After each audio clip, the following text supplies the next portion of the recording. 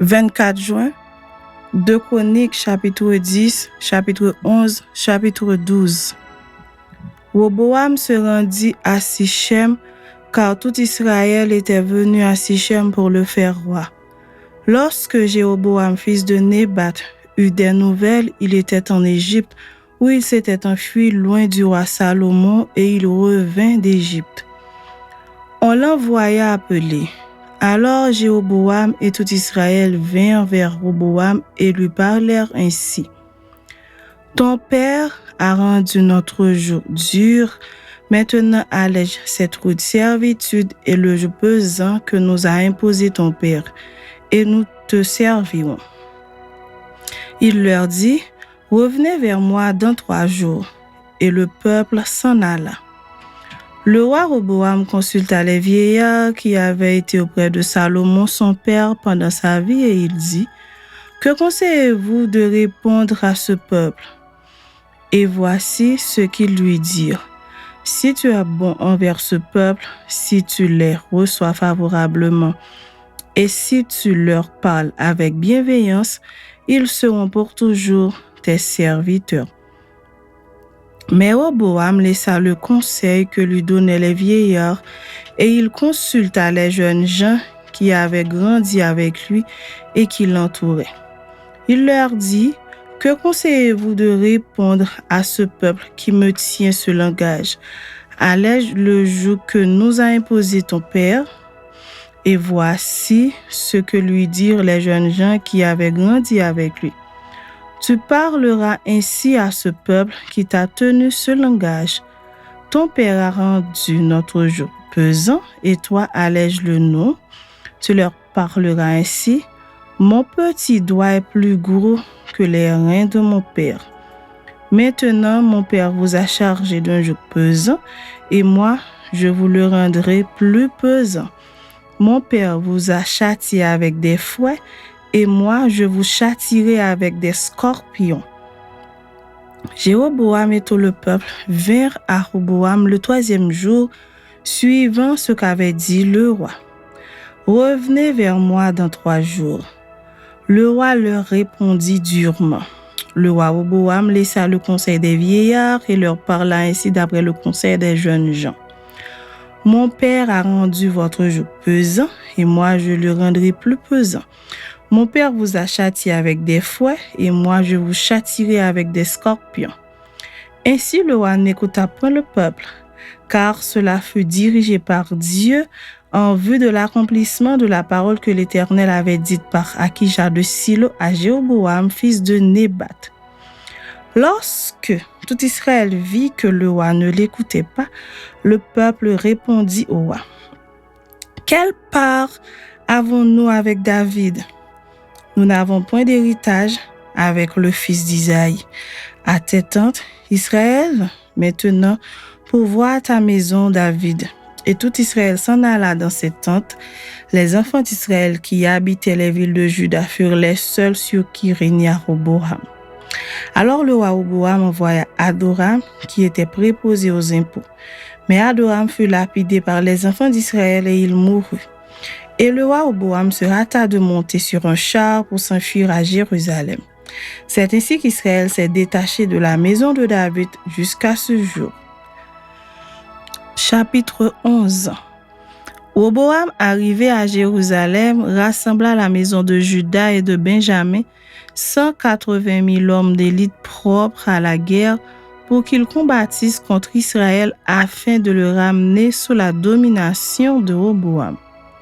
Mais la parole de l'Éternel fut ainsi adressée à Shemaïja, homme de Dieu.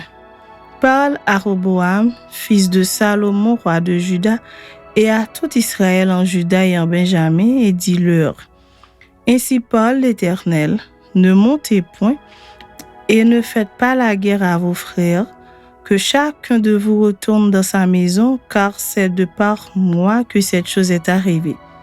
Ils obéirent aux paroles de l'Éternel et ils s'en retournèrent, renonçant à marcher contre Jéroboam. Roboam demeura à Jérusalem et il bâtit des villes fortes en Juda.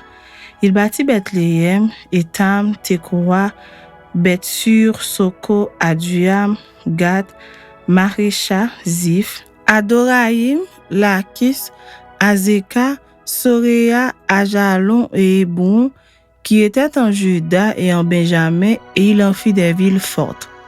Il les fortifia et y établit des commandants et des magasins de vivres, d'huile et de vin.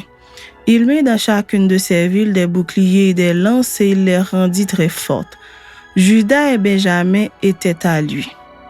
Les sacrificateurs et les Lévites qui se trouvaient dans tout Israël quittèrent leur demeure pour se rendre auprès de lui.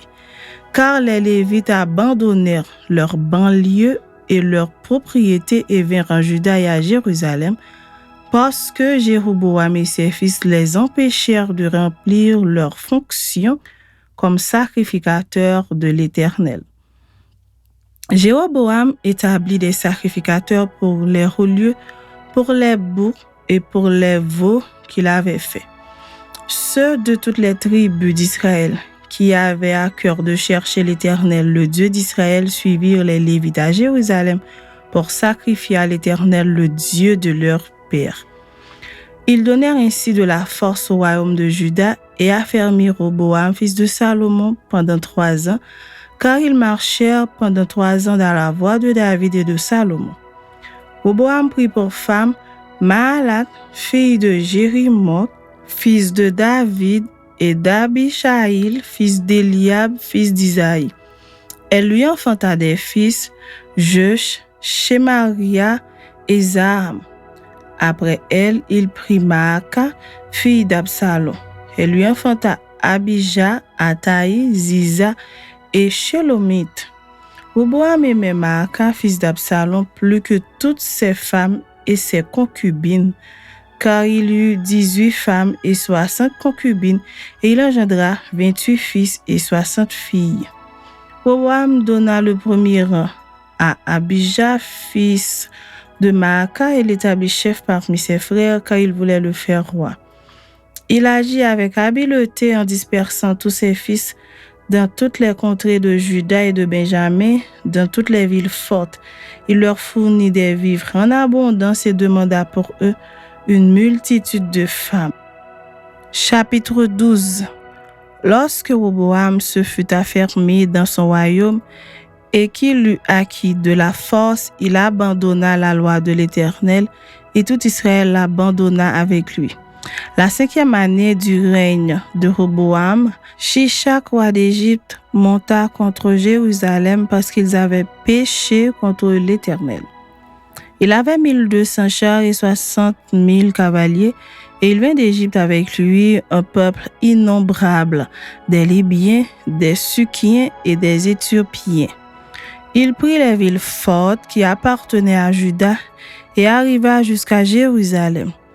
Alors Shemaéja, le prophète, se rendit auprès de Roboam et des chefs de Juda qui s'étaient retirés dans Jérusalem à l'approche de Shishak, et il leur dit: Ainsi parle l'Éternel, vous m'avez abandonné, je vous abandonne aussi, et je vous livre entre les mains de Shishak.